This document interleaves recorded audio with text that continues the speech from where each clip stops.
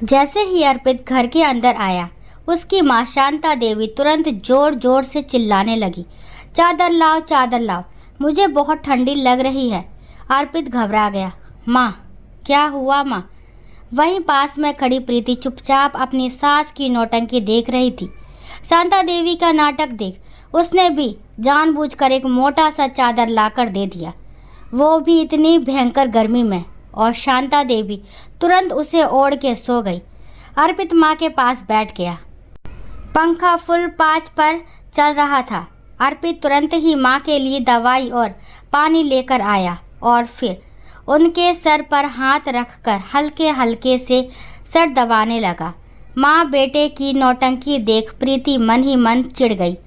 इससे पहले जब तक अर्पित नहीं आया था, शांता देवी बड़े आराम से लेटी बातें कर रही थी। अर्पित को देखते ही अचानक से चादर मांगने लगी, ठंडी लगने लगी और अर्पित भी उन्हें तुरंत कमरे में ले जाकर सुला भी दिया। अब प्रीति ने भी क्या किया, जाकर पंखा बंद कर दिया और बोली, जब माँ जी को ठंडी लग रही है तो पंखा चलाने की क्या ज़रूरत है। बस इसके 2 मिनट बाद ही जो हुआ उसे देख प्रीति मन ही मन मुस्कुराने लगी। शांता देवी ने चादर उठा के फेंक दी। भाई, गर्मी ज़बरदस्त थी। प्रीति मुस्कुराई और धीरे से पूछा, माँ जी क्या हुआ, आपको ठंडी नहीं लग रही क्या? शांता देवी कुछ नहीं बोली। अर्पित ने कहा, पंखा चालू कर दो।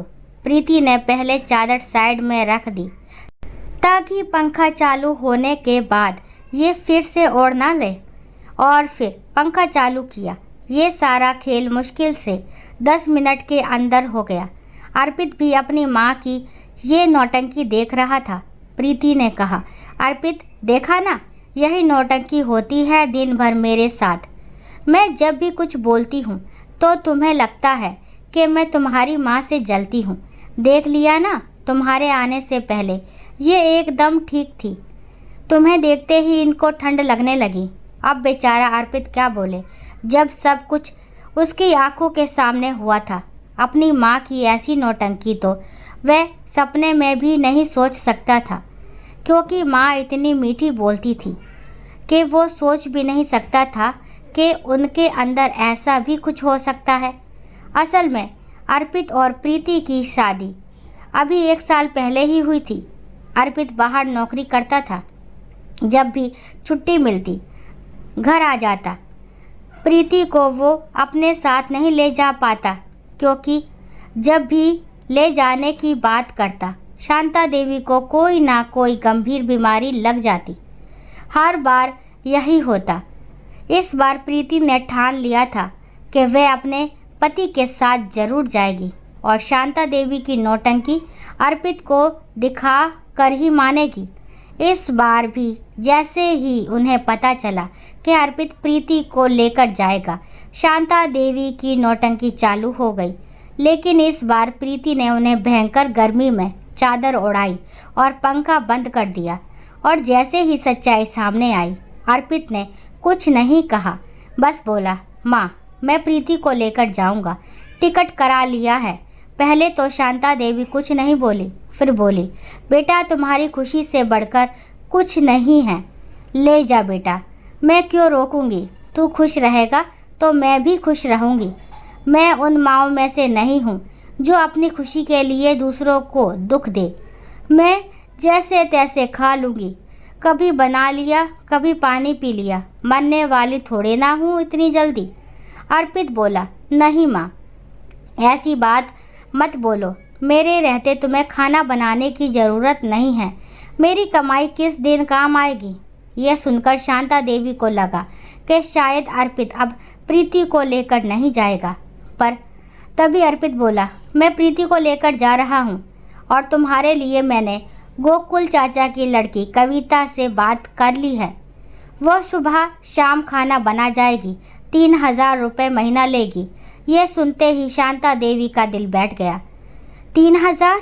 नहीं नहीं बेटा, कोई ज़रूरत नहीं है, मैं खुद बना लूँगी, तेरी कमाई बर्बाद नहीं करूँगी। मैं तेरी मेहनत को समझती हूँ, मना कर दे उससे बेटा, मैं बना लूँगी दाल रोटी, तुम बस जाओ।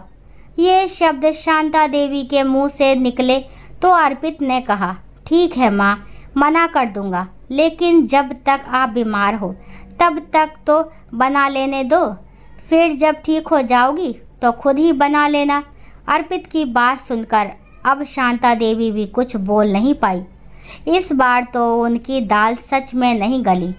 कितने हाथ पैर मारे, कितना नाटक किया, कितनी बीमारियों का बहाना बनाया, क्या क्या नहीं बोला, लेकिन इस बार अर्पित को प्रीति को साथ ले जाने से रोक नहीं सकी। मन ही मन ये सोचकर शांता देवी सच में बीमार सी पड़ने लगी।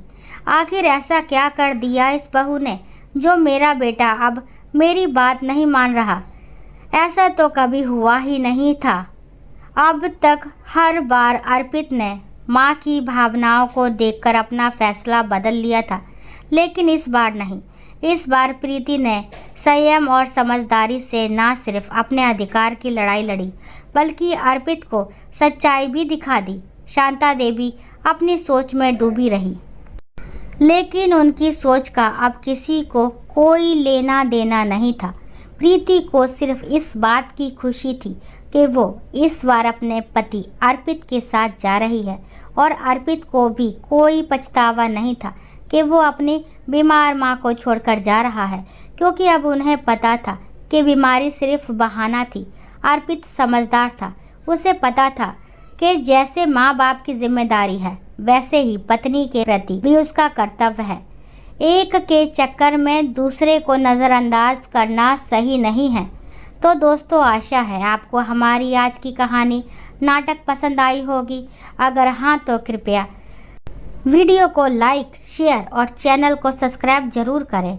नीचे कमेंट में बताएं कि क्या आपने भी कभी ऐसा नाटक अपने घर में देखा है। आप सभी का दिल से बहुत बहुत धन्यवाद। राधे राधे दोस्तों।